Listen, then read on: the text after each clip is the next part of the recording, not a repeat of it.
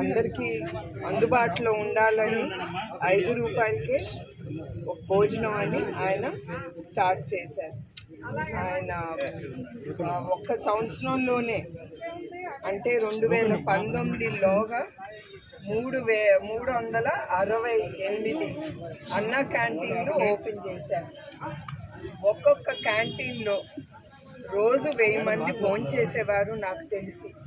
అంటే లెక్కేస్తే దగ్గర 2,25,000 మంది భోంచేసేవారు. మీ అందరికీ తెలుసు అన్నదానం మహాదానం. అదే ఆయన మనసులో పెట్టుకుని నందమూరి తారక రామారావు గారు గుర్తింపు మీద అన్నా క్యాంటీన్ ఆయన మొదలుపెట్టారు.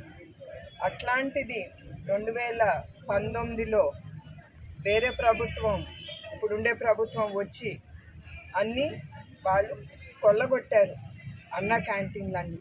అయినా కూడా ఇప్పుడు 140 క్యాంటీన్లు నడుస్తున్నాయి. అది టీడీపీ వాళ్ళు కావచ్చు, బయట ప్రజలు స్వచ్ఛతంగా వచ్చి వాళ్ళు స్పాన్సర్ చేసుకుని అన్నా క్యాంటీన్ ప్రజలకి భోజనం పెడుతున్నారు. ఆ దాతలందరికీ నా కృతజ్ఞతలు. థ్యాంక్ యూ అండి. అట్లానే ఆ ఒక్క సంవత్సరంలో 7,25 మంది భోంచేశారు.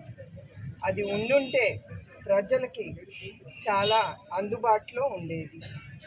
సో నేను కోరేది ఏంటంటే తప్పకుండా నేను చంద్రబాబు నాయుడు గారు పవర్లోకి వచ్చినప్పుడు ఆయన తప్పకుండా ఇది ప్రారంభిస్తారు. మంగళగిరిలో లోకేష్ గారు కానీ, కుప్పంలో చంద్రబాబు నాయుడు గారు కానీ మొదలు పెడితే అది కూడా ఆపారు. కానీ ఎవ్వరూ వెనక అడుగు వేయలేదు. వాళ్ళే కాదు, తెలుగుదేశం కార్యకర్తలు కానీ, తెలుగుదేశం సింపథైజర్స్ కానీ ఎవరు వెనక అడుగు వేయలేదు. అందరూ ధైర్యం చేసి ఈ అన్నా క్యాంటీన్ ముందుకు తీసుకెళ్లారు. అది మా తెలుగుదేశం బిడ్డల గొప్పతనం. సో అందరికీ మరొకసారి దాతలందరికీ నా నమస్కారాలు. ఇచ్చారు కదా ఏమాపు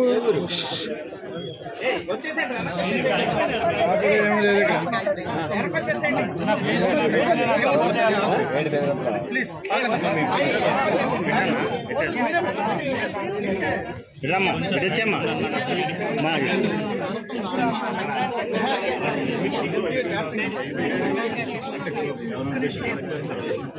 ఒకసారి